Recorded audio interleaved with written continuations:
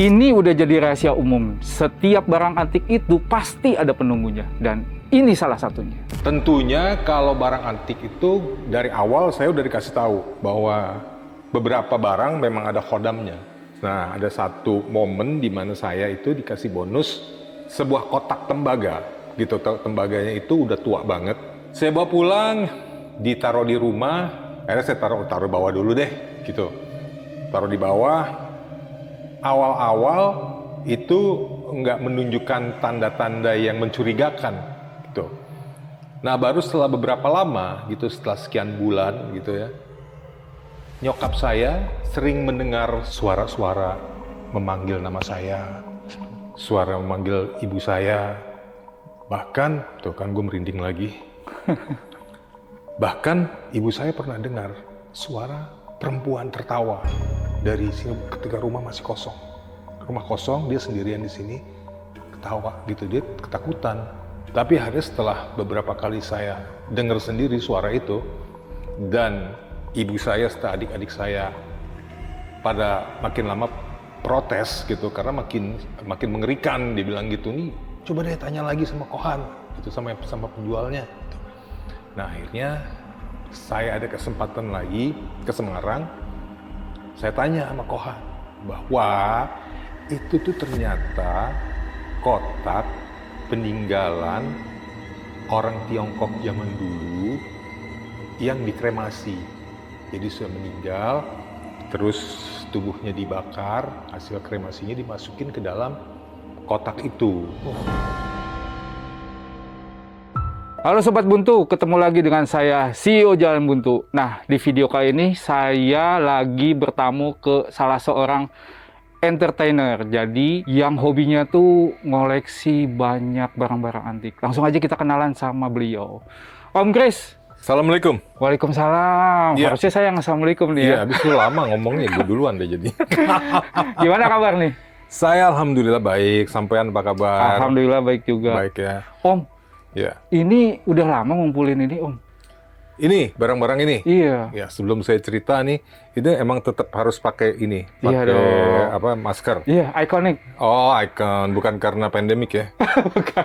Jadi, Udah lewat. Oh, pandemik lewat tetap pakai. Iya. Gitu. Jadi malah jadi icon ya? Iya. Berkahnya.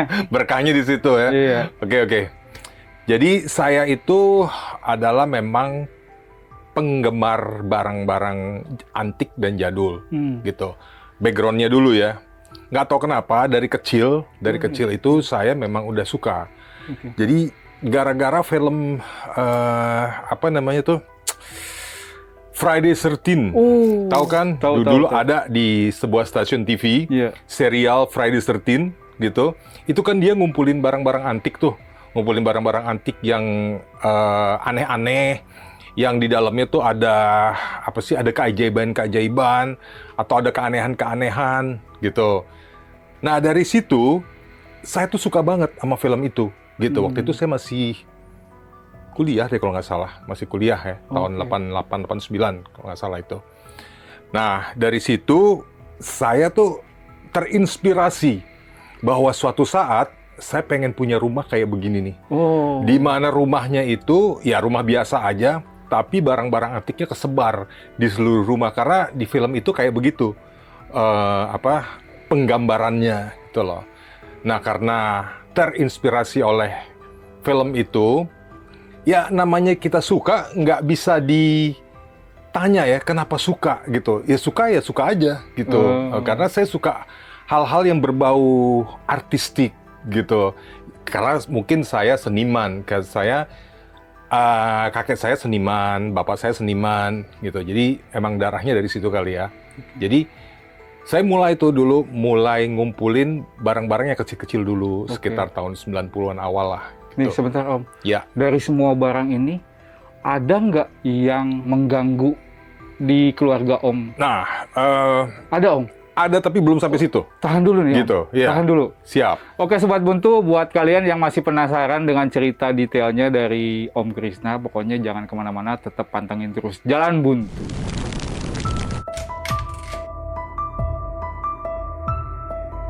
Selamat datang di channel Jalan Buntu yang akan menemani malam kalian.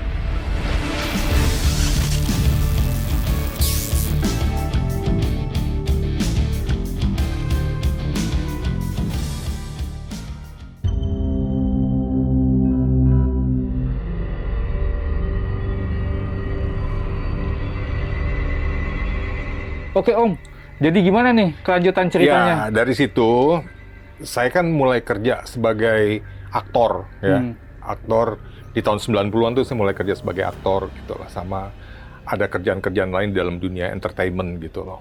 Jadi mulai punya duit nih gitu.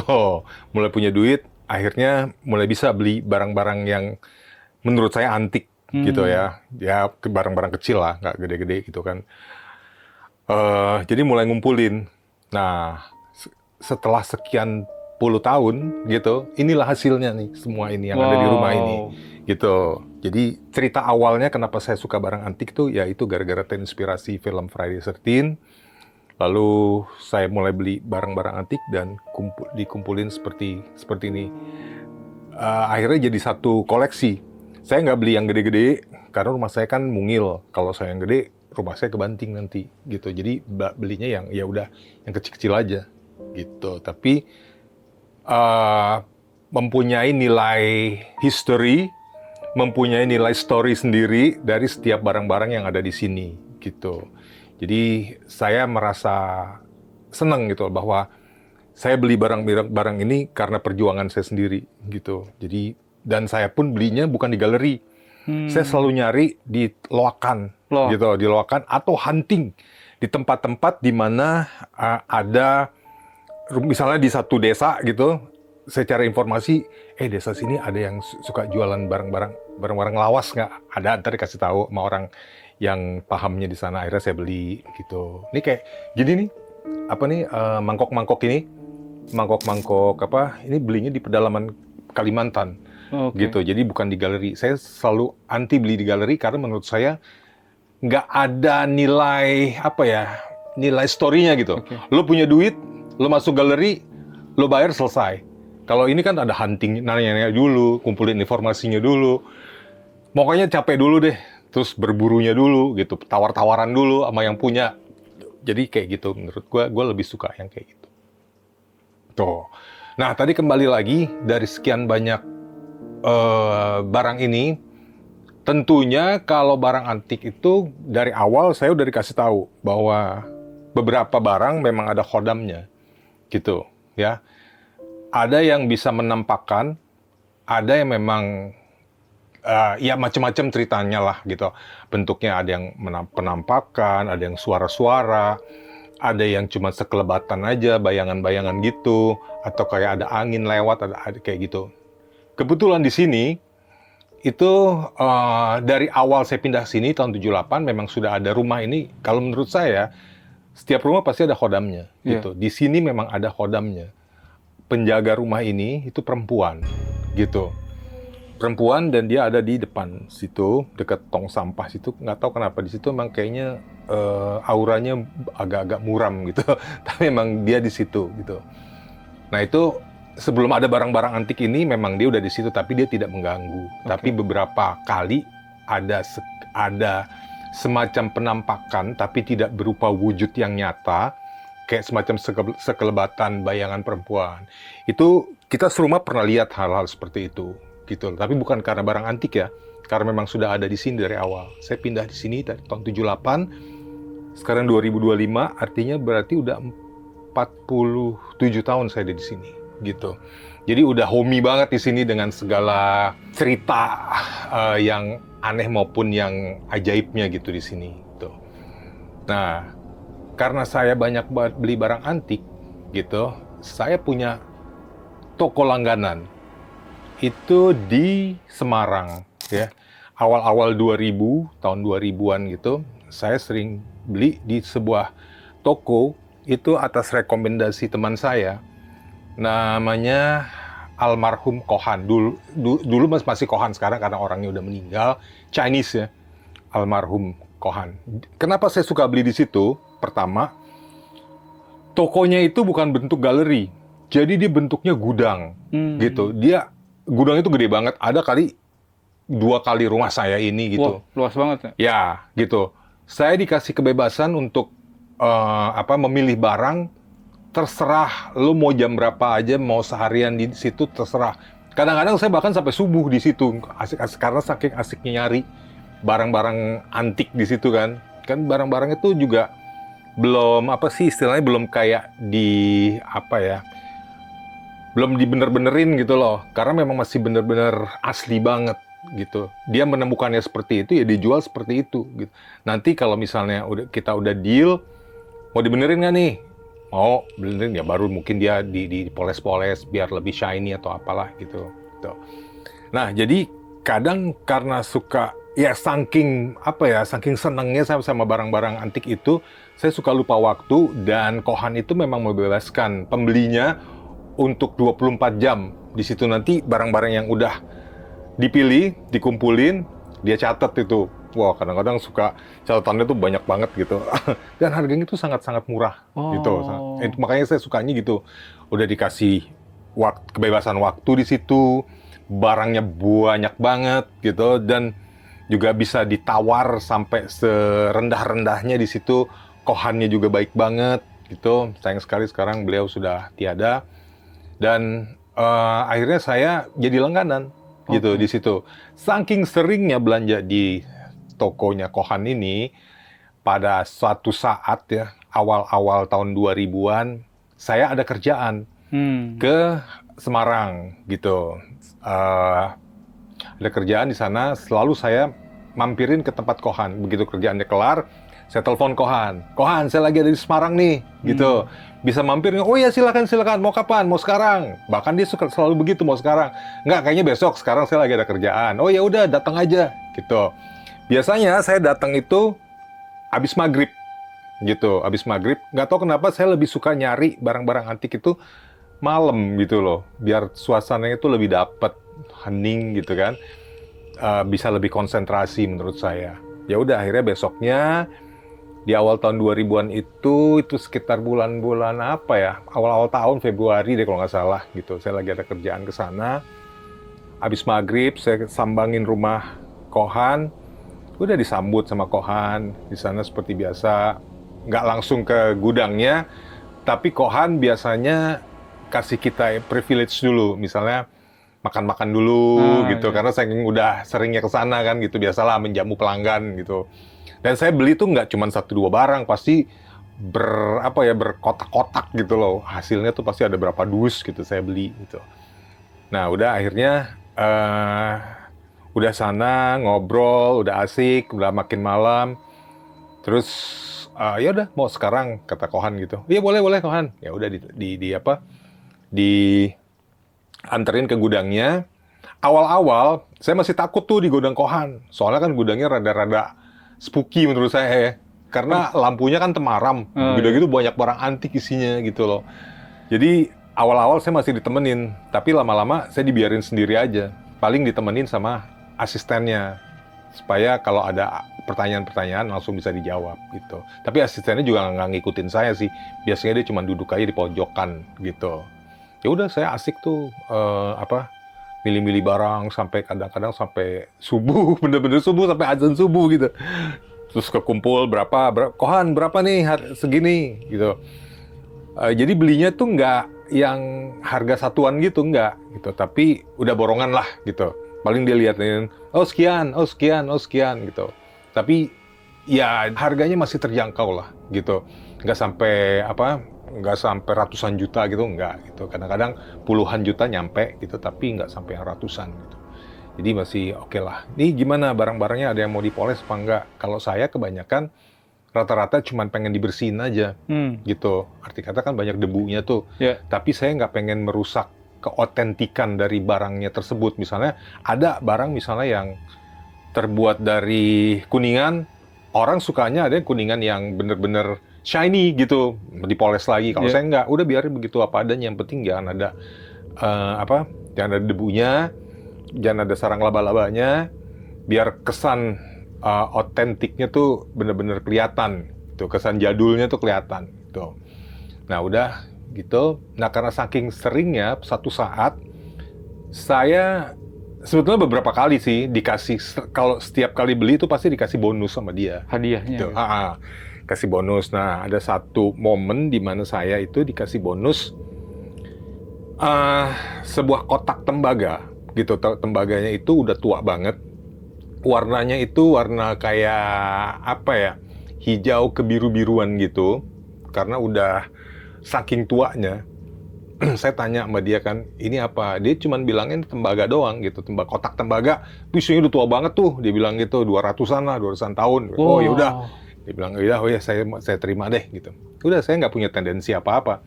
Jadi bentuknya kotak, ada kakinya 4, terus ada tutupnya gitu dari tembaga juga. Ada tutupnya tuh ada kayak pengambilnya gitu ya, apa buat ngambilnya gitu. Berat, itu berat banget. Terus ada semacam kayak kupingnya gitu di samping-sampingnya gitu. Kayak piala ya Om? Kayak piala, ya bisa dibayangkan ya. Sayang sekali barangnya udah nggak ada gitu. Nah, habis itu udah saya bawa pulang. Ya udah, saya happy aja gitu kan. Saya bawa pulang, ditaruh di rumah.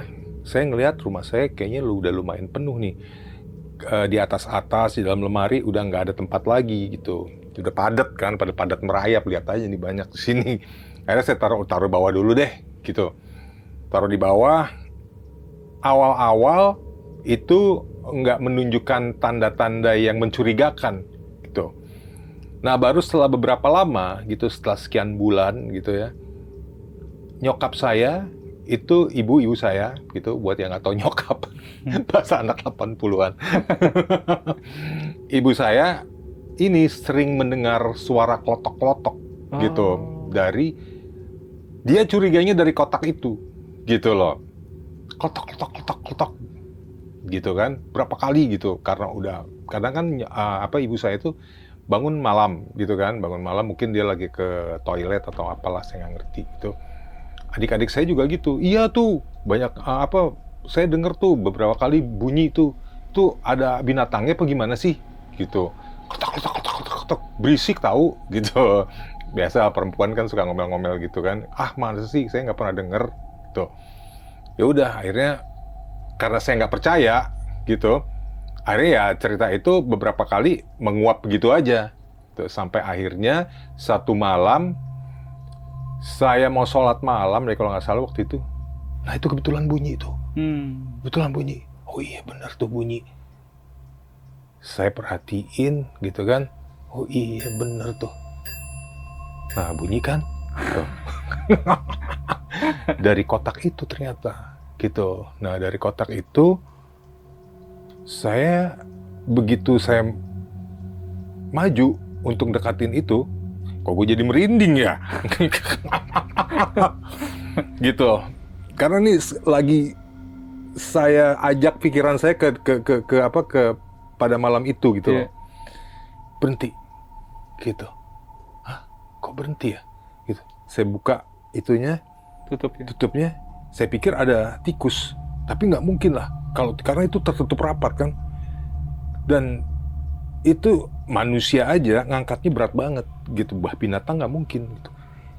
Apa bunyi di luarnya ya? Gitu. Tapi masa iya binatang gojak-gojakin gitu sih? Kayak goyang-goyangin gitu loh. Nggak mungkin nih, pasti ada di dalamnya nih, gitu. Nah, saya mikirnya, udahlah, mungkin emang cuman kebetulan doang gitu. Tapi akhirnya setelah beberapa kali saya dengar sendiri suara itu, dan ibu saya serta adik-adik saya pada makin lama protes gitu, karena makin mengerikan, dibilang gitu, nih nggak bener nih bunyinya nih gitu, kayaknya bunyi-bunyi yang nggak wajar, nggak bilang gitu. Coba deh tanya lagi sama Kohan gitu, sama penjualnya gitu. Nah, akhirnya saya ada kesempatan lagi ke Semarang, saya tanya sama Kohan, gitu kan, Kohan masih inget nggak kotak dari tembaga yang Kohan kasih ke saya sebagai bonus waktu itu suka bunyi-bunyi loh, gitu kan? Oh iya saya inget, dia bilang gitu. Kohan ini udah agak sepuh juga gitu. Saya pikir dia nggak inget, ternyata dia inget. Emang itu begitu ya Kohan? Jangan-jangan itu ada kodamnya. Dia malah ketawa. Nggak usah khawatir. Tapi memang saya lupa cerita sama kamu, dia bilang gitu. Kamu taruhnya di mana? Dia awalnya ngomongnya gitu dulu. Taruh di bawah. Nah itu yang bikin bunyi-bunyi. Loh kenapa? Kenapa salahnya taruh di bawah? Habis yang di atas-atas kan udah pada penuh nih. Gitu kan. Itu, nih saya ceritain ya. Udah pernah saya ceritain belum? Belum lah kan, waktu itu Kohan buru-buru. Cuman ngasih bonus gitu aja. Gitu kan. Ya udah, akhirnya diceritain lah bahwa itu tuh ternyata kotak peninggalan orang Tiongkok zaman dulu yang dikremasi. Jadi sudah meninggal, terus tubuhnya dibakar, hasil kremasinya dimasukin ke dalam kotak itu. Oh, pantes, saya bilang gitu. Tapi ini spesial. Dia ini bekas bangsawan, gitu. Jadi dia, kalau menurut Kohan ya, kayaknya dia nggak mau nih ditaruh di bawah. Percaya atau nggak percaya, namanya juga bangsawan. Oh, gitu ya Kohan. Saya sih percaya nggak percaya gitu ya. Masa iya sih, maksudnya orang udah meninggal, cuma masalah letak aja dipermasalahkan, kan kayaknya udah nggak ada hubungannya deh gitu. Tapi ya udah, saya berusaha untuk percaya gitu. Coba deh kalau nggak mau keganggu, taruh di atas, disempil-sempilin aja, dia bilang gitu. Ya udah, akhirnya ya deh, oke, nanti saya lakukan. Gitu. Akhirnya kotak itu saya pindahin di tempat di lemari situ tuh. Dulu belum segitu banyak barangnya gitu, tapi saya sempil-sempilin aja. Udah deh, saya pikir aman nih gitu. Saya nggak mau ceritain dulu ke nyokap sama adik-adik, takutnya emang mereka takut gitu kan. Jadi saya pindahin aja dulu deh, udah. Pokoknya selama itu nggak mengeluarkan bunyi-bunyi aneh, saya pikir it's okay gitu, nggak akan ada masalah lagi. Udah nih, semalam, 2 malam, 3 malam, pada malam ke berapa ya? Malam seminggu kemudian nih kalau nggak salah, masih bunyi dong. Masih bunyi gitu, masih bunyi letak gitu. Wah, kok masih bunyi ya? Gitu. Saya kan kamar di atas tuh. Saya karena saking heningnya di sini, itu suara kayak gitu tuh sampai kedengeran di atas. Gitu loh. Gitu. Nah, saya kadang-kadang kan tidur suka telat tuh. Wah, bunyi nih. Jangan-jangan masih sama. Masih bunyi lagi nih. Jangan-jangan kotak itu lagi. Dan ternyata benar. Setelah saya datengin lagi, pagi-pagi saya turun, kamar saya kan di atas, dia diem. Wah, ini nggak bener nih. Nanti kalau nyokap tahu lagi, marah lagi, ngambek lagi. Adik-adik juga kan takut karena cewek-cewek kan semuanya, gitu. Ya udah, akhirnya beberapa kali gitu masih kedengeran bunyi-bunyi, tapi untungnya nyokap lagi nggak denger, gitu. Jadi sebelum saya mengantisipasi, sebelum mereka denger, saya akhirnya mengembalikan, gitu. Saya bilang sama Kohan, nanti kalau saya ke Semarang, nggak apa-apa ya kalau bonusnya saya balikin. Karena ternyata udah saya taruh di atas seperti saran Kohan, masih bunyi Kohan. Oh ya, masih bunyi tah? Dia ngomongnya gitu. Masih, gitu. Kok gitu ya? Gitu, dia malah nanya, ya saya juga nggak tahu, gitu. Oh, mungkin mesti dibersihin dulu kali Kohan. Gitu, dihilangin dulu kodamnya, atau penunggunya, atau apa. Tapi kalau memang ini kotak abu kremasi orang Tiongkok meninggal zaman dulu, ya saya sih yakin pasti ini ada apa-apanya nih, ada kodamnya gitu kan. Saya balikin aja ke Kohan deh, gitu. Takutnya nanti ada terjadi sesuatu yang tidak diinginkan. Ya, atau misalnya ada bad luck, atau misalnya kan kayak misalnya nih ya, kayak kita piara keris kan harus dibersih-bersihin, ya kan, dimandiin kembang apa dan sebagainya, diritualkan. Nah, saya nggak mau kayak gitu. Saya suka barang antik, tapi saya nggak suka kalau ada barang-barang diritualkan, karena menurut saya itu musyrik, gitu. Kalau cuma dibersih-bersihin doang, bersihin dari abu, sarang laba-laba, is okay. Tapi kalau harus diritualkan, mungkin ya, karena dia ngerasa nih, si jinnya, gue nih bangsawan, kok lu nggak bersihin sih? Gitu misalnya nih, kok lu nggak meritualkan sih? Atau apalah kayak gitu, hal-hal yang berbau mistik begitu. Nah, saya lebih baik balikin aja deh, Kohan. Gitu. Gak apa-apa ya Kohan ya, bukannya saya nggak mau terima nih. Gitu. Ya udah, akhirnya saya kembalikan ke Kohan. Gitu. Udah saya kembalikan ke Kohan, diterima dengan senang hati juga sama Kohan. Saya juga udah pulang dengan senang. Udah, nggak ada cerita apa-apa lagi di sini tentang dari kotak itu, gitu. Tapi bukan berarti di rumah ini tidak ada kejadian-kejadian yang supranatural gitu, tetap ada. Seperti misalnya bayangan-bayangan kelewat, suara-suara memanggil nama saya, suara memanggil ibu saya. Bahkan, tuh kan gue merinding lagi. Bahkan ibu saya pernah dengar suara perempuan tertawa dari sini ketika rumah masih kosong. Rumah kosong, dia sendirian di sini, ketawa gitu, dia ketakutan gitu loh. Akhirnya, Yesus cepetan pulang, ini ada orang ketawa di sini. Ah, tetangga kali, enggak, orang malam-malam kok, siapa yang ketawanya kayak kuntilanak. Jam berapa tuh? Malam, ibu saya tuh tidurnya malam loh, jam 1, jam 2 tuh dia baru tidur. Jadi dia pulang-pulang menjelang malam gitu, saya belum pulang, dia baru mau tidur gitu, jam 1-an, jam 2-an, kira-kira jam segitu. Ada suara kayak gitu. Adik saya juga pernah lihat ada sekelebat bayangan perempuan itu siang-siang loh. Siang-siang. Di mana? Di itu pintu, kalau kamu masuk situ, itu ada pintu antara dapur dan ruang makan. Itu kan dibuka. Kadang-kadang suka set gitu. Terus pintu itu juga kadang-kadang suka set ketutup sendiri. Oh ya? Ya. Gitu, ketutup sendiri gitu. Itu sering banget, tapi saking seringnya saya udah terbiasa dengan hal kayak gitu. Kamar saya di atas. Kamar saya itu lantainya itu dari kayu. Itu kadang-kadang suka kedengeran dok dok dok dok dok. Kirain nyokap tuh saya ada di atas. Enggak, orang saya di bawah juga gitu. Jadi nggak tahu siapa itu. Orang jalan gitu. Kayak orang jalan gitu. Kan di bawahnya itu kamar nyokap saya gitu. Di atas kamar saya. Itu suka terdengar suara kayak gitu.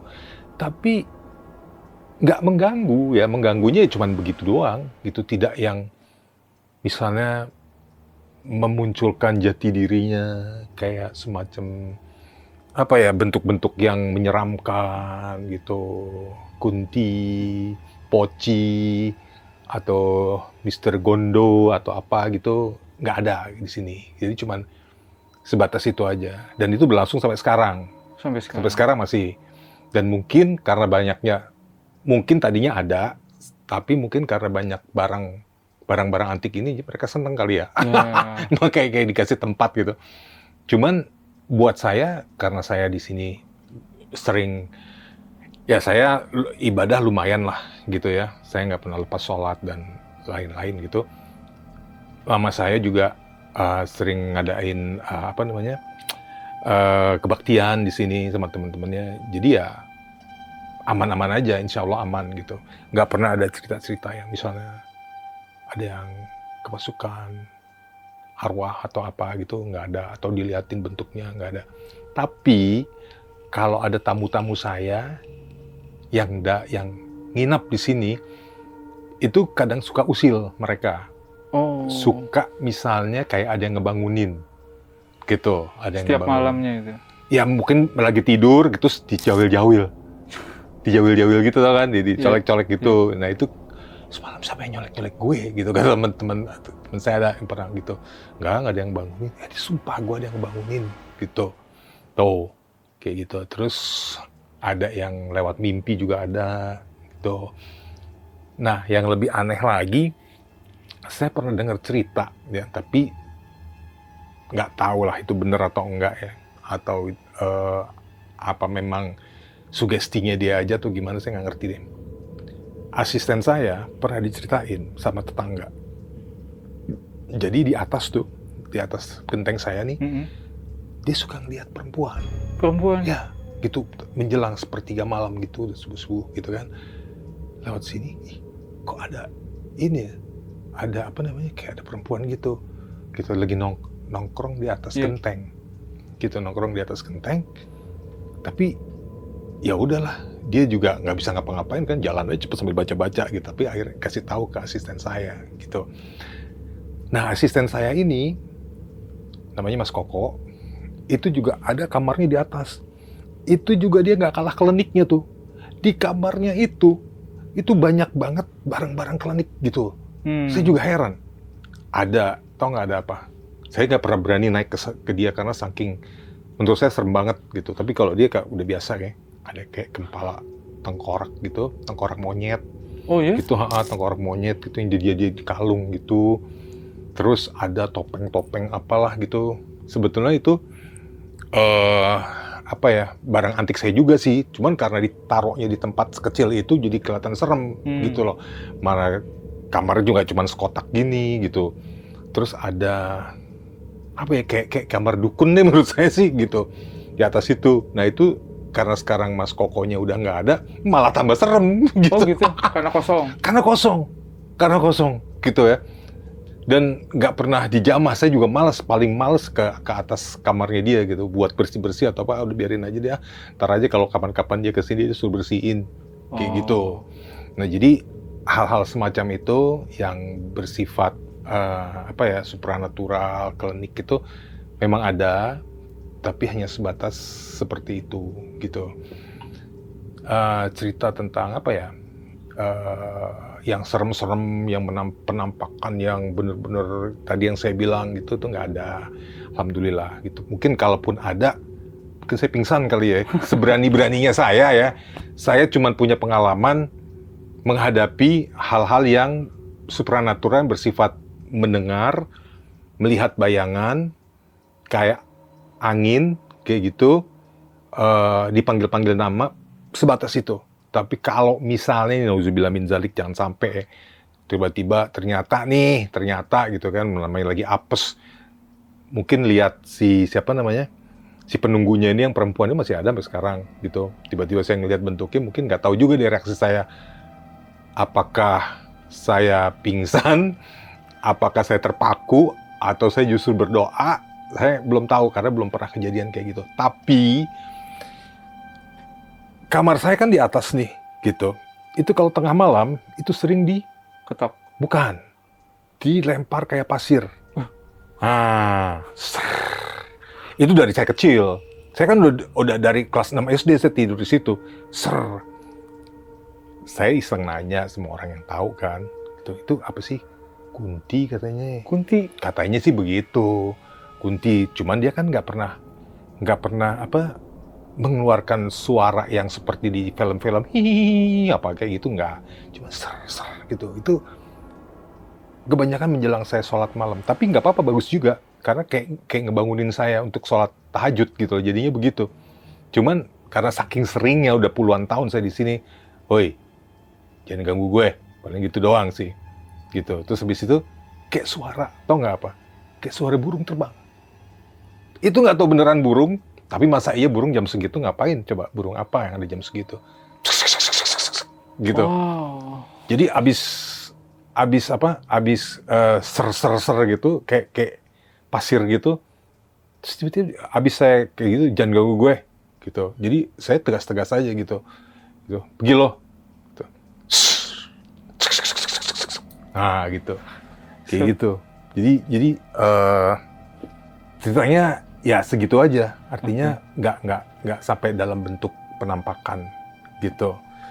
Yang justru orang lain ceritanya lebih seru dibandingin saya sendiri yang punya rumah kali ya gitu. Makanya ada yang lihat perempuan di atas genteng gitu. Karena rumah saya kan cukup rimbun nih, katanya sih, atau orang yang ngerti dan pintar dalam dunia supranatural, mereka senang gitu dengan dengan kerimbunan pohon-pohon, tempat yang lembab gitu, tempat yang sepi-sepi, temaram. Ini kalau kalian nggak sempat malam, kalau malam di sini ya rumahnya agak temaram gitu, karena kan lampu saya bukan lampu putih ya, yang saya pakai kan lampu-lampu kuning semua gitu, karena biar ada nilai estetikanya gitu. Nah di depan-depan juga gini nih, sama semuanya kuning gitu. Jadi orang yang nggak terbiasa dengan rumah yang menurut saya estetik gitu, pasti akan merasa seram gitu. Nah jadi sekarang tergantung dari imajinasinya orang masing-masing lah gitu ya. Kalau saya di sini hal-hal yang di luar nalar memang iya terjadi, saya akui gitu. Juga ada cerita tentang misalnya penampakan, ada, tapi bentuknya misalnya orang biasa gitu. Kayak misalnya saya ketemu sama Mas nih, gitu, ketemu sama Mas di warung gitu. Ternyata begitu saya ketemu lagi sama Mas, Mas tadi beli apa di warung gini. Gua nggak ke warung, yang bener lo. Ini Kan gue ketemu sama lo di warung barusan. Kagak, gue nggak beli gitu. Gue nggak beli apa-apa, gue nggak ke warung. Sampai ngotot-ngotot gitu pernah gitu. Di sini? Ya, gitu. Jadi, apa namanya, itu saya recreate dalam konten di TikTok saya tuh ada beberapa kali itu bikin cerita kayak gitu. Gitu loh. Tapi yang paling saya ingat itu adalah ketika kakek saya dulu masih hidup, kan dia kerja. Pulang kerja, saya ketemu sama, kan dulu kita naik bis kan, ketemu sama dia nih di bis.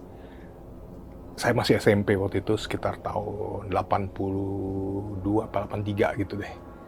Ngobrol loh, sama almarhum tuh ngobrol gitu, bla bla bla bla bla bla, gitu kan. Udah begitu, apa namanya, begitu sampai depan sini, kan bis biasanya turun di depan nih, gitu. Nah, terus saya pulang, gitu. Saya pulang, saya manggil kakek dulu papi. Papi bilang mau beli sesuatu di pasar, gitu. Udah beli sesuatu di pasar, terus akhirnya udah saya pulang dengan biasa. Tadi saya bilang sama nenek, gitu kan. Tadi ketemu papi tuh di ini gitu. Oh ya, gitu. Oh beli apa? Tapi dia ke pasar. Kok nggak pulang bareng? Dia dibilang mau ke pasar. Oh tumben, kata nenek begitu. Gitu. Gak lama kemudian papi pulang. Datang, beli apa pi? Beli apa? Loh, tadi barusan ke pasar, barusan kita ketemu. Enggak, barusan kita ngobrol. Enggak, jangan bercanda pi. Enggak. Kalau udah sumpah demi Allah berarti udah bener dong, ya kan? Papi itu baru pulang, langsung pulang, gitu. Lah tadi siapa yang ngobrol? Langsung, sumpah itu kejadiannya pulang sekolah sore-sore, gitu loh. Dan gua ngobrol, nah itu kan. Ya setelah tahu ternyata itu jin korin gitu loh. Itu gue beberapa kali cerita kayak gitu, dapat cerita kayak gitu. Jadi penampakannya berupa bentuk orang yang gue kenal, yang saya kenal tuh kayak gitu. Jadi ya banyak punya pengalaman ya dalam dunia supranatural, dunia mistis, cuman kalau ceritain kayaknya lebih dari 30 menit durasinya. Jadi semacam itulah. Sudah Om. Ya. Nih saya penasaran nih dengan sosok suara ketawa sama yang cewek ini nih. Yeah. Itu sebetulnya ada nggak silsilahnya di rumah ini tuh siapa itu? Sepertinya memang gini.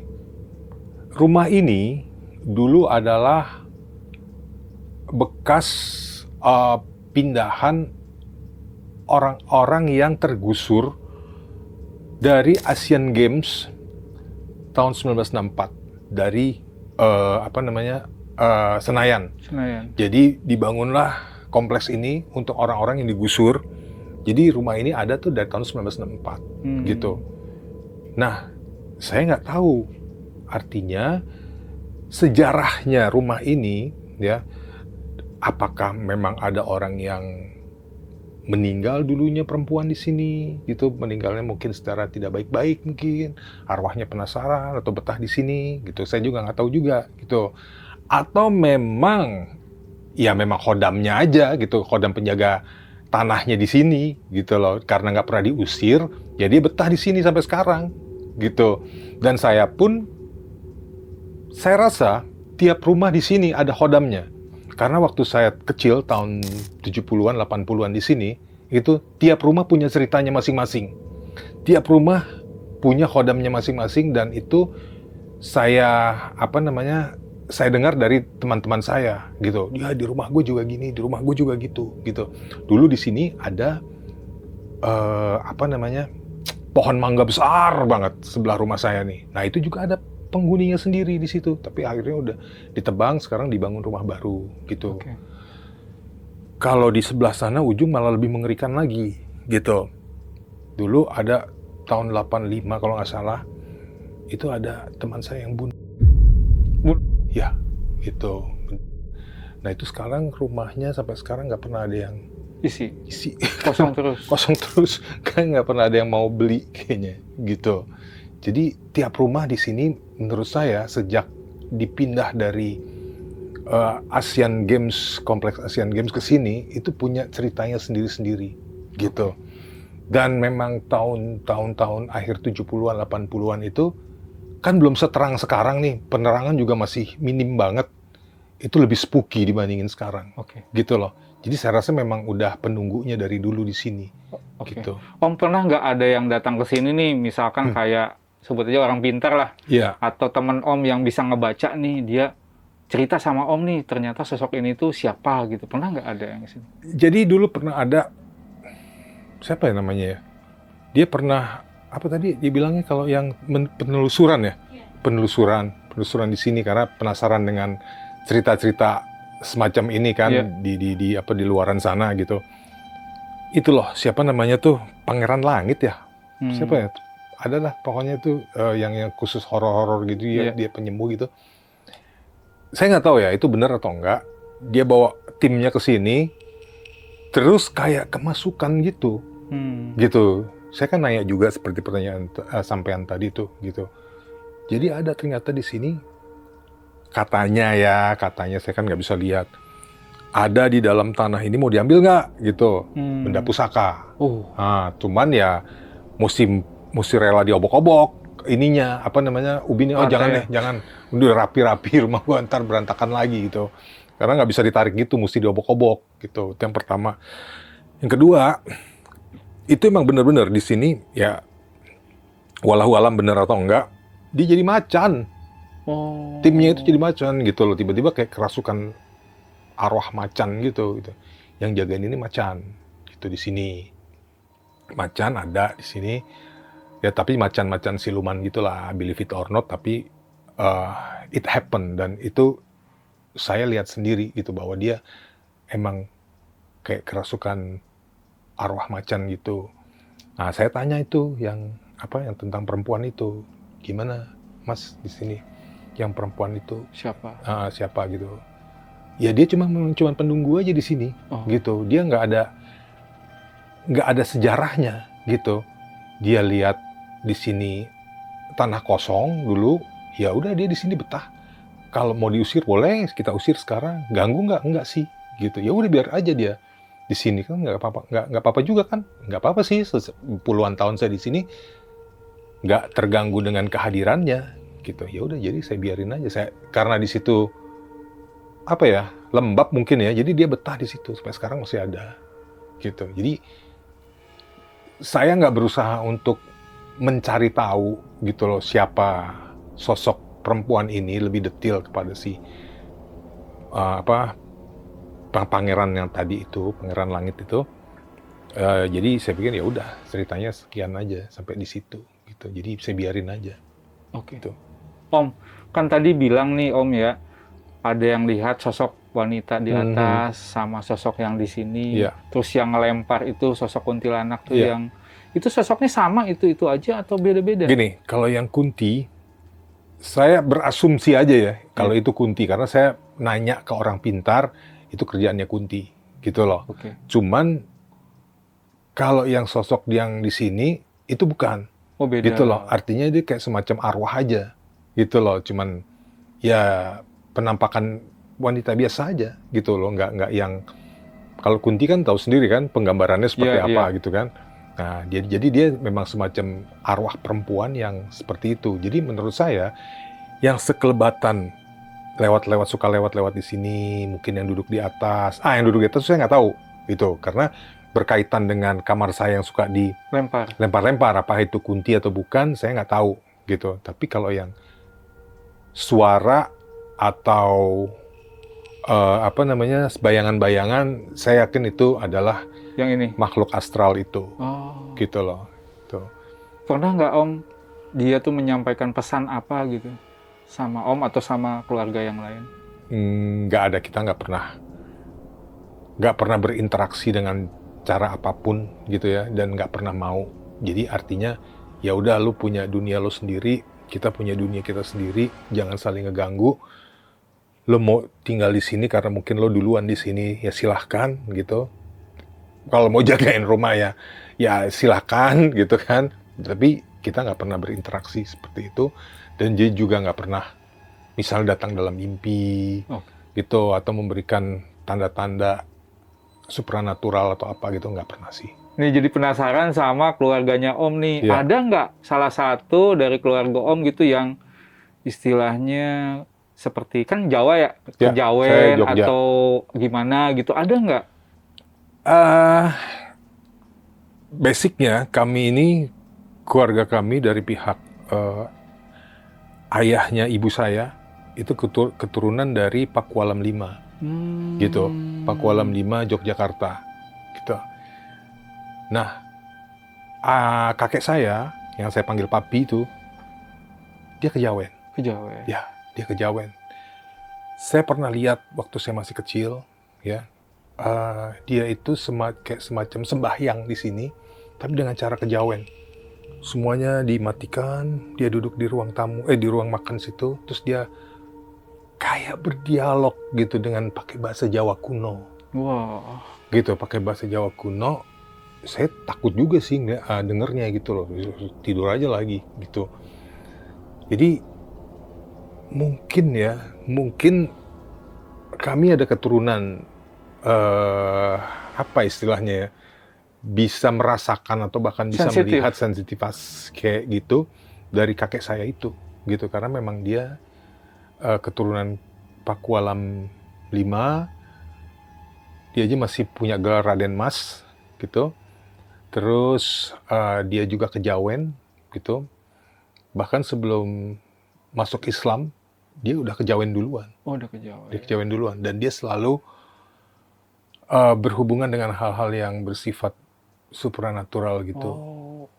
Gitu. Om, tadi kan ngobrol dengan siapa gitu, itu menurut Om pernah cerita nggak kakek itu ngobrolnya siapa gitu? Pernah ditanya nggak? Maksudnya gimana? Kan tadi ngobrol nih dengan sosok siapa kalau lagi ritual, dia pernah cerita nggak sosok itu tuh seperti apa, atau Om bertanya gitu? Karena waktu itu saya masih kecil. Saya nggak punya banyak pertanyaan gitu. Saya cuman ada ketakutan aja gitu, karena dia cuman kayak bergumam gitu sambil gitu-gitu pakai bahasa Jawa kuno gitu. Saya nggak pernah mau nanya. Mungkin kayak kalau saya seumuran saya, misal remaja deh, remaja atau saya udah agak dewasa, mungkin saya akan bertanya gitu. Tapi kan dia sebelum saya sebelum saya beranjak dewasa, dia udah keburu wafat duluan gitu loh. Jadi saya juga nggak pikiran lagi soal hal yang seperti itu, karena dia waktu meninggal itu dia sakit gitu. Oke. Tapi Om tahu nggak kalau kakek itu punya apa barang-barang itu keramat atau apa gitu? Saya pernah nemuin. Apa tuh Om? Kayak semacam ada kain putih dibungkus. Oh ya? Entah apa isinya, saya nggak berani buka gitu. Dia ada di bawah lemari pakaiannya beliau gitu. Ketika beliau sudah meninggal, nggak saya buang sih. Saya kasih orang yang paham apakan itu gitu nih. Gua nggak mau ada hal-hal kayak gini di rumah. Ada keris juga kecil gini, kerisnya udah tua banget gitu. Itu entah apa, dibungkus-bungkus gitu.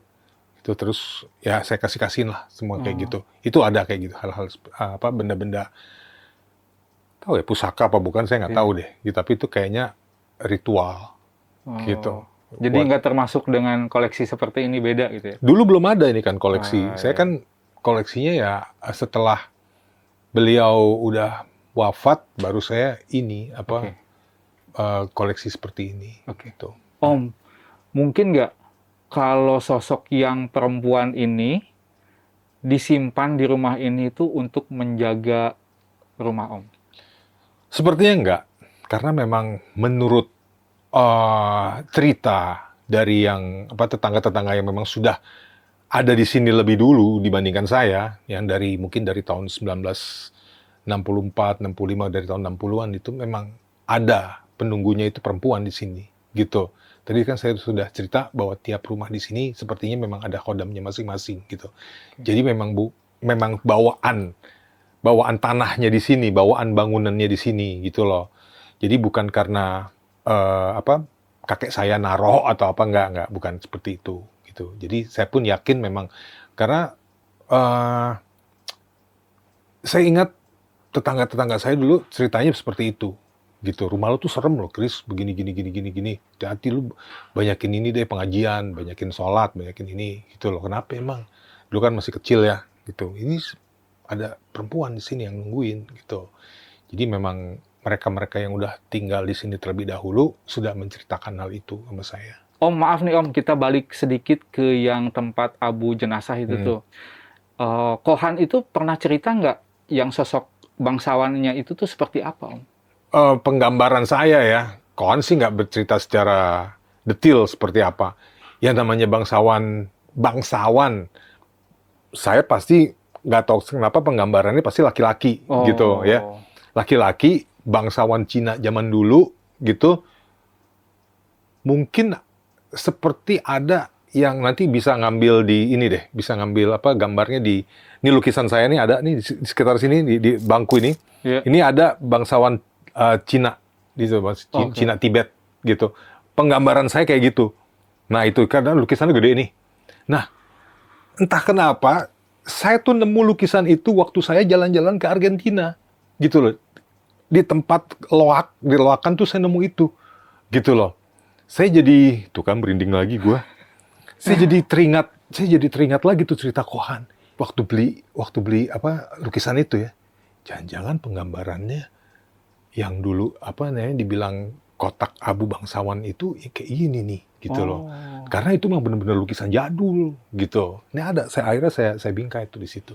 Cobain nanti di ini aja. Boleh lihat ya Om ya. Boleh ada di sini. Nah Sobun alias Sobat Buntu, itulah cerita pengalaman mistis dari Om Krisna. Jadi buat kalian nih yang suka juga mengkoleksi barang-barang antik, harus hati-hati. Harus tahu silsilahnya dulu dan tentunya harus dirawat. Om, makasih banget nih. Sama-sama, terima kasih sudah juga. Merepotkan, sudah dikasih kesempatan buat cerita. Siap. Ini burungnya suka dikasih makan nggak Om? Oh, dikasih. Goib tapi. Iya. Om, makasih banget. Ya, sama-sama. Sehat-sehat. Sukses ya. Sama-sama. Oke Sobat Buntu, pokoknya terima kasih banget yang sudah nonton cerita dari awal sampai akhir. Dan seperti biasa, tetap tonton terus videonya Jalan Buntu. Om, makasih. Ya, thank you. Sama-sama, makasih udah direpotin terus. No problem. Kasih aja. Subscribernya udah berapa sekarang? Sekarang udah